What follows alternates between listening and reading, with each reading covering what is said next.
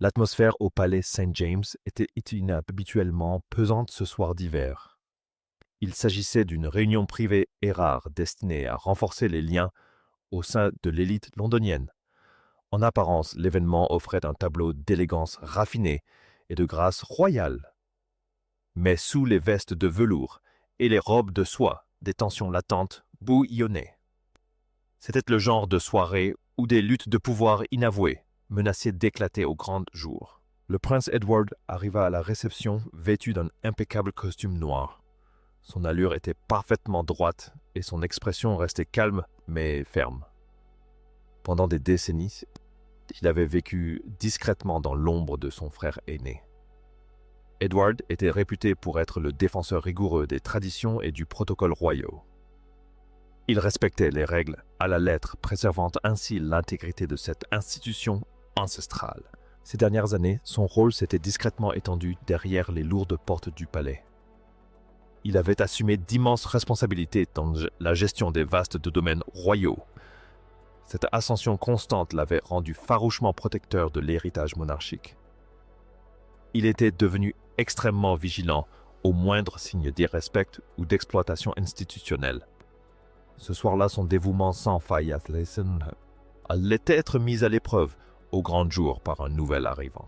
De l'autre côté de la pièce se tenait Tom Parker Bowles, le fils de la reine Camilla. Critique gastronomique, renommé Tom affichait une aisance naturelle et une confiance inébranlable. Depuis le couronnement de sa mère, sa position au sein de l'élite avait explosé.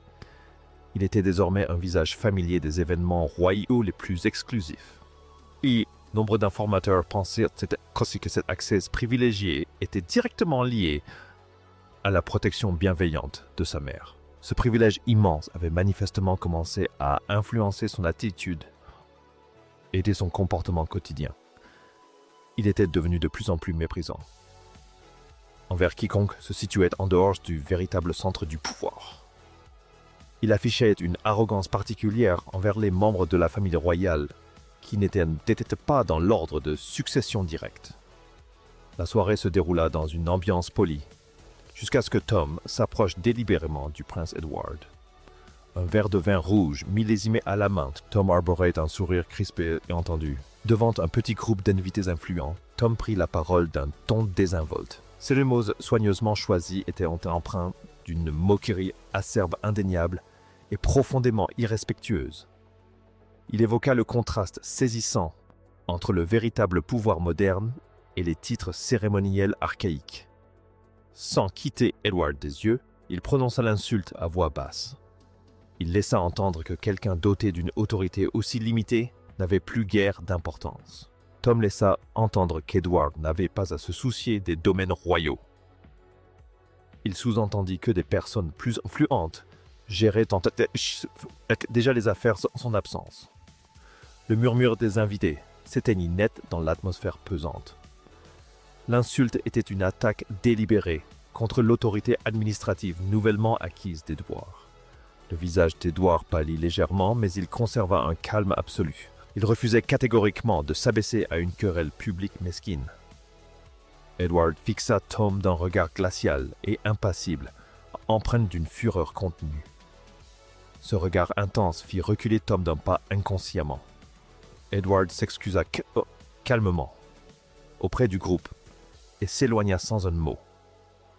Pourtant, derrière son silence impénétrable, se cachait un profond sentiment d'humiliation.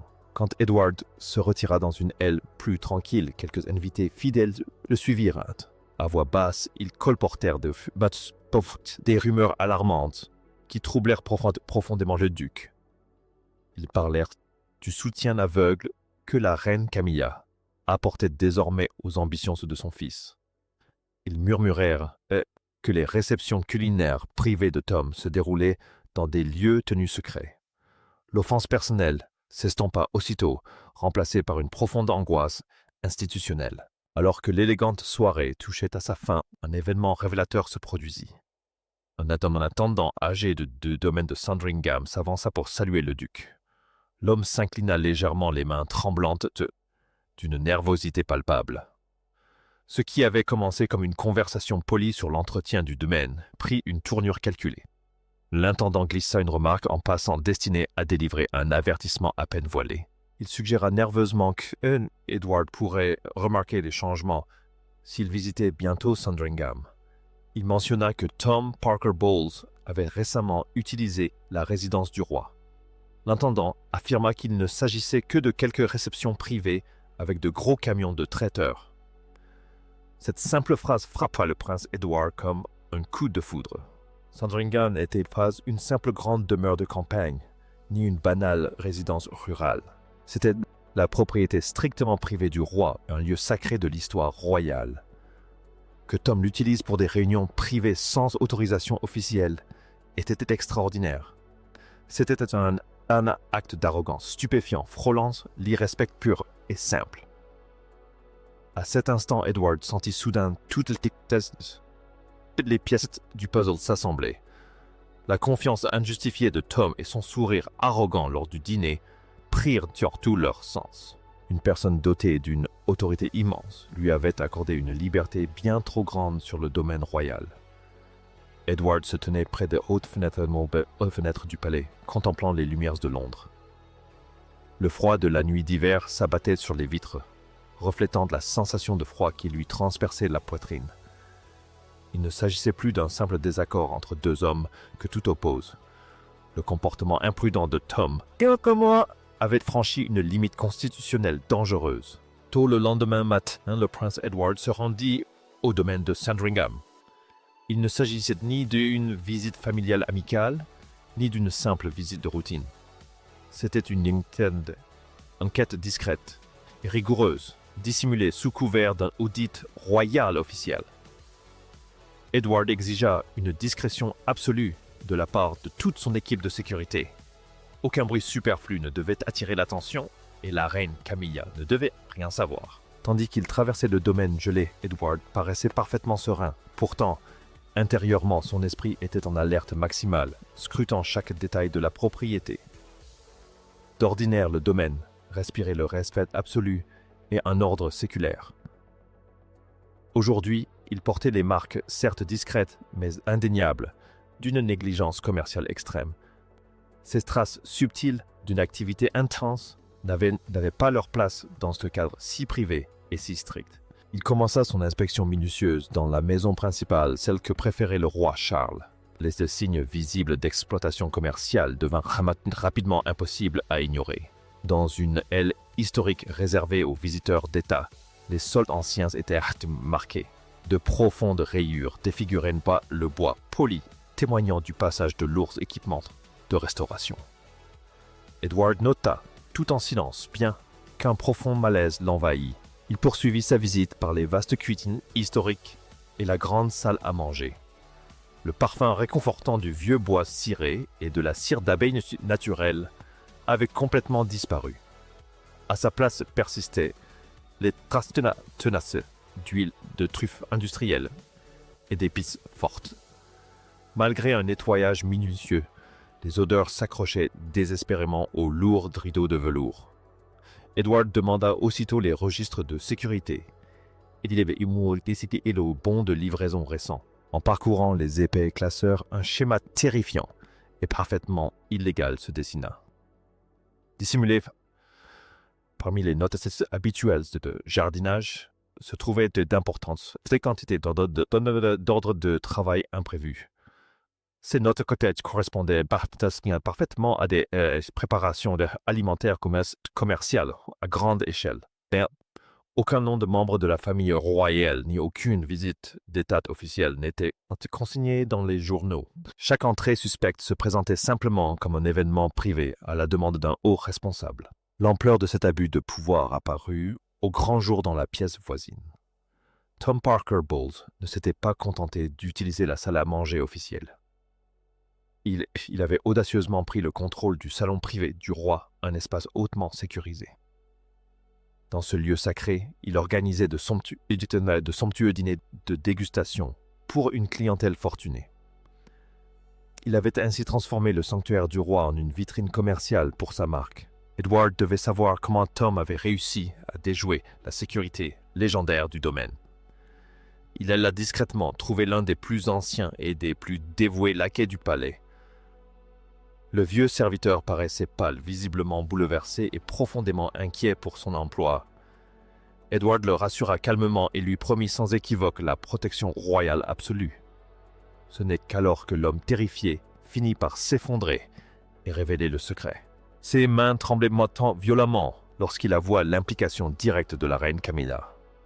Elle avait personnellement usé de son immense pouvoir pour contourner le règlement strict du domaine. Camilla autorisait Tom à utiliser Sandringham de façon régulière et récurrente à des fins commerciales. Pire encore, elle avait explicitement ordonné au personnel local de dissimuler cela au roi Charles. Elle minimisait ces événements majeurs, les jugeant trop insignifiants pour préoccuper le monarque. Il ne s'agissait plus d'un simple malentendu, ni des caprices naïfs d'un fils gâté. C'était un abus de pouvoir choquant et délibéré, abusant de sa position constitutionnelle suprême. Camilla avait secrètement permis à son fils d'exploiter le domaine privé de son époux. Elle avait agi ainsi, sans l'autorisation du roi, et en violation flagrante du protocole royal. Edward poursuivit ses recherches acharnées dans les archives poussiéreuses. Il tomba sur un document qui le glaça d'effroi. Il s'agissait d'un bon de commande détaillé pour un événement culinaire organisé par Tom Parker Bowles. En B, la signature de Tom figurait apposée avec une assurance désinvolte et arrogante. Mais c'est la section relative à l'autorisation qui frappa Edward le plus. Une simple ligne y était dactylographiée autorisant la mise à disposition des biens par directive familiale. Cette formule juridiquement contraignante a tout changé dans l'enquête secrète en cours. En utilisant le terme vague de pharaon, famille, Tom s'est délibérément érigé en membre de la royauté. Tout membre du personnel qui lirait cette formule supposerait que le roi avait discrètement approuvé l'événement. Ce qui aurait pu passer pour une simple attention maternelle était désormais perçu comme une exploitation flagrante. Il s'agissait de la fabrication délibérée d'un faux consentement royal à des fins d'enrichissement personnel. Edward photographia soigneusement le document avec son téléphone portable sécurisé. Il ne ressentait plus de choc, mais un soulagement amer et terrible. La vérité enfin reposait entre ses mains. Cette preuve irréfutable protégerait l'honneur du roi et exposerait de la corruption profonde. Il glissa l'exemplaire papier au fond de la poche intérieure de son épais manteau. De retour à Londres, ce soir-là, Edward n'hésita pas une seconde. Il demanda une entrevue privée immédiatement et strictement confidentielle avec le roi Charles. L'audience lui fut accordée sur le champ, court-circuitant le labyrinthe habituel des secrétaires particuliers. L'entrevue eut lieu dans le bureau privé du roi, au cœur du palais de Buckingham. L'atmosphère y était lourde et chargée d'électricité, comme un orage imminent. Edward disposa des preuves rassemblées avec une méticulosité extrême sur le bureau en chêne. Il présenta des photographies haute résolution des appartements privés de Sandringham transformés en espaces commerciaux. Il exposa des rapports de sécurité indiquant les dates exactes des réceptions fastueuses de Tom. Enfin, il présenta la pièce la plus accablante, le bon de commande falsifié. Edward parla très peu, laissant les documents accablants parler d'eux-mêmes. Le roi Charles examina chaque document lentement et méthodiquement à travers ses lunettes. Son front se crispa d'incrédulité, tandis qu'il examinait les photographies. Son regard s'attarda longuement et douloureusement sur cette unique ligne d'autorisation mensongère. La surprise initiale sur le visage du roi fit peu à peu place à une profonde déception. Puis vint une colère sourde, glaciale et intense, contenue uniquement par la discipline royale. Il ne s'agissait pas d'une simple transgression ou d'une impolitesse. C'était une trahison profonde et intime orchestrée par sa propre épouse. Charles était furieux de l'audace de Tom, qui instrumentalisait l'autorité divine du roi. Mais la douleur la plus vive provenait du comportement imprudent et trompeur de Camilla. Dans une monarchie régie par des règles strictes, une telle arrogance était absolument intolérable. La décision du roi fut prise sans la moindre hésitation. Sa colère froide et implacable visait à protéger la couronne ancestrale.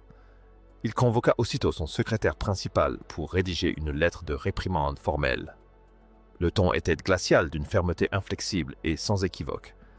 La lettre exigeait de Tom une explication complète et détaillée sous 24 heures. Pourtant, dans un palais employant des centaines de personnes, les secrets restaient rarement bien cachés. L'existence de ce document explosif a rapidement fuité divulgué par un membre du personnel exaspéré. En quelques heures seulement, des rumeurs frénétiques ont circulé dans les cercles aristocratiques londoniens.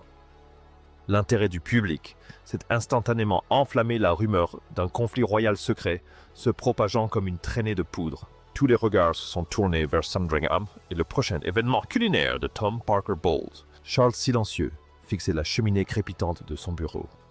Il comprenait avec une lucidité implacable sa responsabilité de protéger l'intégrité de l'institution. Edward, non loin de là, était serein, rassuré que justice avait enfin été rendue. Charles se tourna lentement vers son plus jeune frère, une gratitude indéniable se lisant dans ses yeux. Edward avait courageusement résisté à l'influence conjuguée de la reine et de son fils. Étonnamment, malgré l'avertissement officiel du roi et les rumeurs qui circulaient dans la société, Tom persista.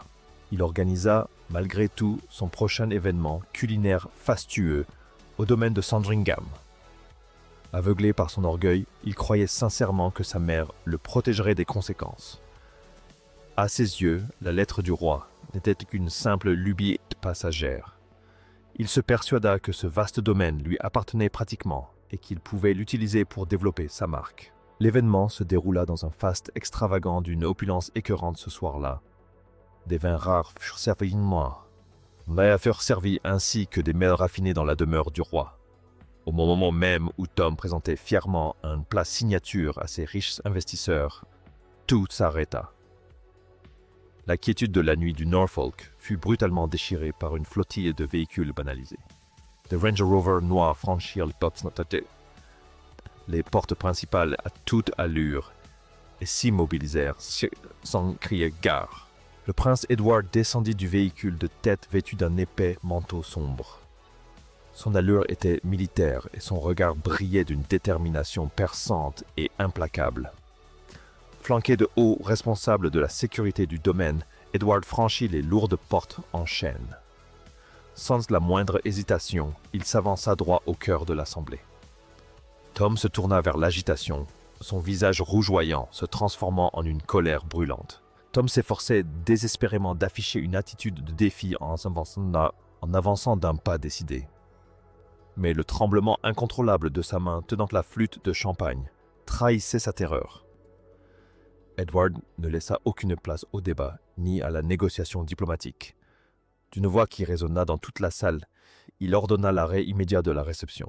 Il exigea que Tom et tous les invités quittent la propriété royale dans l'heure. Edward fit clairement comprendre qu'il s'agissait d'un ordre direct et inflexible du roi Charles. Il était motivé par une grave violation des règles et une exploitation commerciale. Le visage de Tom devint rouge écarlate, tandis que sa confiance si mal méritée s'effondrait. Il tenta de protester, accusant Edward d'avoir transformé un malentendu familial en une rébellion vindicative. Mais entouré de fonctionnaires du domaine, prêts à procéder à l'expulsion par la force, il doit se rendre à l'évidence. Tom comprit enfin la dure réalité, il était totalement impuissant. Même l'immense influence de sa mère ne pouvait rien contre l'autorité absolue du souverain. Tom Parker Bowles fut publiquement chassé du domaine couvert de honte. Son visage se tordit de rage, de honte et de défaite sous le regard de ses riches investisseurs. Edward, imperturbable, demeurait un pilier inébranlable d'autorité royale. Les conséquences du raid de Sandringham furent immédiates, dévastatrices et totalement inédites. Le roi Charles convoqua un tribunal d'urgence à huis clos dès le lendemain. La réunion se tint dans une salle de conférence ultra sécurisée et rarement utilisée du palais de Buckingham. Seul un cercle restreint de conseillers de haut rang, Edward, Tom et Camilla, fut autorisé à y assister. La courtoisie habituelle des réunions royales avait complètement et effroyablement disparu. Un silence glacial et terrifiant régnait dans la pièce, digne d'un tribunal. Camilla entra, l'air épuisé, pâle et visiblement anxieuse sous l'immense pression. Elle s'efforçait désespérément de garder son calme, mais la tension se lisait clairement dans ses yeux. Lorsque le roi Charles exigea des explications immédiates, Camilla tenta de justifier ses actes. Elle se présenta comme une mère inquiète, soucieuse de la réussite de son fils. Elle a faussement prétendu que seules des parties rarement utilisées du domaine avaient été prêtées. Elle a insisté sur le fait que tout avait été fait de bonne foi, sans aucune intention malveillante. Cette explication fragile s'est effondrée instantanément sous le poids des preuves rassemblées par Edward. Le prince Edward n'a quasiment rien dit, se contentant de reposer le dossier détaillé sur la table. Les conseillers juridiques royaux ont confirmé que Camille avait gravement enfreint le protocole royal et abusé de la confiance du public. Tom tenta alors désespérément de se défendre en invoquant la confusion au sein de l'administration. Il accusa le prince Edward d'exagérer la situation par pure rancune. Il affirma que ces événements étaient des locations parfaitement légales et feignit d'ignorer le règlement intérieur. Cette piètre défense s'effondra lorsque la secrétaire du domaine de Sandringham témoigna sous protection royale. La secrétaire révéla que Tom avait délibérément exploité ses liens avec la famille royale pour accroître la valeur de son image. La secrétaire confirma que Camilla avait explicitement donné pour instruction au personnel de coopérer et de garder le silence. Ce qui avait commencé par un silence passif s'était mué en soutien actif aux abus, alors que l'enquête semblait sur le point d'être close. Un événement inattendu changea la donne. Un employé respecté du bureau des correspondants royaux entra dans la pièce sans prévenir. Il déposa sur la table une nouvelle pile de documents financiers hautement suspects. Ces documents révélaient l'utilisation non autorisée des armoiries royales protégées dans des contrats privés. Ils dévoilaient également des paiements financiers considérables liés à la sécurisation d'autres lieux royaux. Ces nouvelles preuves ont transformé un simple abus de pouvoir en un système commercial très organisé. La situation a engendré une profonde crise éthique aux conséquences juridiques et fiscales potentiellement graves. Camilla, voyant sa protection anéantie, a baissé la tête. Le poids accablant des preuves anéantit les derniers espoirs de défense de sa femme. Le roi Charles la regarda impassible et glacial, ainsi que son beau-fils. Il ordonna aussitôt une enquête financière approfondie sur les transactions de Tom. Une enquête interne complète fut ouverte sous la supervision rigoureuse du prince Edward. Des semaines plus tard, les conclusions furent annoncées en interne avec une froideur et une fatalité dévastatrice. Les conclusions de l'enquête ont confirmé que la reine Camilla avait gravement abusé de son autorité pour permettre une exploitation commerciale. Elles ont également confirmé que Tom avait sciemment exploité les allégations d'approbation royale pour s'enrichir considérablement. Afin d'épargner à la monarchie un procès public, aucune accusation criminelle n'a été officiellement portée. Cependant, les violations déontologiques ont entraîné les sanctions internes les plus sévères que le palais pouvait infliger. La réaction du public trahi et de la famille royale furieuse fut immédiate et brutale. Camilla et Tom ont dû faire face à une vague massive de critiques virulentes et publiques. La sanction infligée par le roi Charles fut rapide et d'une sévérité extrême. Ils furent temporairement isolés et perdirent la quasi-totalité de leurs privilèges non officiels. Il leur fut interdit d'assister aux principaux événements royaux jusqu'à la fin d'un processus de réintégration éprouvant. Pour Camilla, ce fut un immense camouflet, une épreuve profondément douloureuse. Tom luttait désespérément contre une presse hostile et une carrière culinaire en net déclin. Mais la reine Camilla fut discrètement mais fermement écartée de la hiérarchie du palais. Ses bureaux prestigieux se vidèrent et ses consultations furent considérablement réduites. La voix autoritaire qu'elle avait jadis était désormais strictement surveillée par les conseillers du roi. Son refus de se conformer aux règles lui coûta l'immense respect qu'elle avait acquis. Le scandale a entraîné des changements profonds et radicaux dans la gestion du palais sous l'impulsion du prince Edward. Il a exigé et obtenu une refonte complète de la gestion du domaine royal. De nouvelles règles transparentes et rigoureusement appliquées ont été mises en place afin de prévenir tout abus commercial. Ce fut une victoire majeure pour la transparence et l'intégrité qu'Edward s'était efforcé de protéger. La vive réaction des médias a durablement marqué l'histoire du prince Edward. Un grand quotidien publia un éditorial élogieux, le saluant comme le gardien de l'ordre royal. L'opinion publique changea radicalement, le considérant désormais comme un farouche protecteur de la monarchie. Sa réputation qu'il n'avait jamais recherchée rayonnait alors à travers le pays. Même si le scandale immédiat s'estompa, de profondes fissures subsistaient dans les relations familiales. Tom et Camilla étaient enfin confrontés à un avenir très incertain et à un isolement prolongé. Des mois plus tard, le prince Edward se promenait seul dans les jardins impeccables du château de Windsor. La faible lumière hivernale filtrait à travers les arbres centenaires, projetant des traînées sur les allées de gravier. Il s'arrêta sur un vieux banc de pierre et contempla l'horizon lointain. Sa victoire décisive ne lui procurait aucune excitation, seulement la sérénité du devoir accompli. Il avait volontairement accepté l'isolement initial pour faire ce qui, au final, était juste. Ce combat acharné n'a jamais eu pour but la conquête du pouvoir personnel, ni la recherche de la reconnaissance publique. Il s'agissait de protéger l'honneur du trône et d'honorer l'héritage de ses parents. Il a consolidé la confiance fragile du public envers l'institution en instaurant une responsabilité absolue. Edward se tenait droit dans le jardin paisible, pleinement préparé à défendre à nouveau la couronne.